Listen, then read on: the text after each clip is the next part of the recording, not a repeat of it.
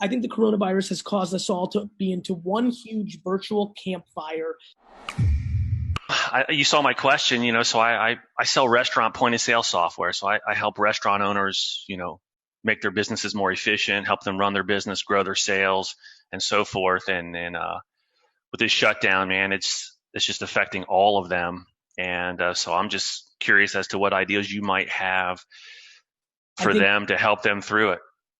I mean, for them, they've got to re-engineer their infrastructure to be able to do local delivery, or if they've got the savings to weather the 125, 100, this could be for restaurants and public places. You could be looking at, 3/4 of a year, because even when we open back up, I think there's going to be hesitation from, it's going to be a little while for public places to get all the way back, because even if we open up in 3 months, I know my mom and, other people that are like, kind of scared are going to be a little less excited about going, there'll be a whole group of that couldn't wait to go out.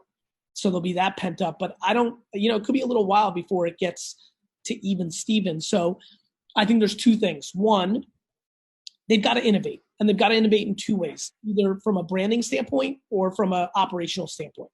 Either they build out significant delivery infrastructure. So it's not only the ability to have DoorDash or Uber Eats or, seamless pickup from them. It's also the ability to have the capabilities of prepping those meals and things of that nature. But it's also building up awareness in marketing so that people choose their restaurant versus a different one. And number two, I think they need to make content. If I owned a restaurant right now, I'd be in my restaurant by myself, and I would literally walk. If I was a owner chef, I would literally make a video of every single dish we have on the menu and show how I make it, why I invented it. And most likely I wouldn't have invented it. I would say, all right, here's our cheeseburger. Obviously we need a cheeseburger because we fucking sell cheeseburgers all day long. Here's how we think about it. Here's the stove I chose.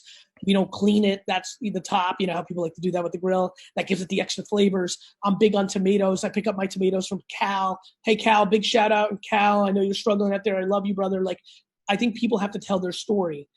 I think that, then I would go to my bar and literally be the, mixologist and explain every drink we make. This is the time to tell your story. I would make 50 to 100 videos of why we started the restaurant, how long we've been here, how I negotiated the lease, my favorite customers, war stories, classic stories, every dish. Like, this is the time to tell the world your story. I think of it right now as this. I think the coronavirus has caused us all to be into one huge virtual campfire in the fucking 1300s. And we need to go around and tell each other our stories, which is what we used to do. Pre-television, pre-fucking everything, radio. We used to sit around and tell fucking stories from the fucking heart and from the brain. And I think every small business right now needs to tell their story, why they started their business, how they started their business, war stories, AKA bad things that have happened, hero stories, AKA great things that happened, and then go in the detail of their business. I would walk around my fucking restaurant and be like, here's why we picked these chairs. I didn't have any fucking money. I bought them at a garage sale. Oh, this sign came from, like, tell the world your story in the form of 50 videos. The end. I think everybody should do that.